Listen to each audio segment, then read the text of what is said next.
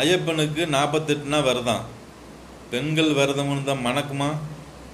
வீட்டில் நல்லா இருக்குமா? வீடு கெட்டு நாசமாக போயிடும். முருகனுக்கு விரதம், ஓம் சக்திக்கு விரதம், வெள்ளிக்கிழமை விரதம், செவ்வாய்க்கிழமை விரதம், சனிக்கிழமை விரதம், ஞாயிற்றுக்கிழமை கோயிலில் கடை வெட்டுறாங்க, அன்னைக்கு விரதம். இந்த பெண்கள் ஆண்களோட உருப்படியாக வாழ்கிறதே இல்லை. அப்புறம் உங்கள் ஊரம் பெண்களை ரோட்டில் தொடுவாங்களா தொட மாட்டாங்களா சொல்லுங்கள்? எப்போ பார்த்தாலும் வீட்டை கழுவி இருக்கேன், கிட்ட வராத தொடாத, இந்த பஞ்சாயத்து தான் எல்லா குடும்பத்திலையும் ஓடுது. அப்புறம் உங்கள் சாராயம் குடிப்பாங்களா குடிக்க மாட்டாங்களா?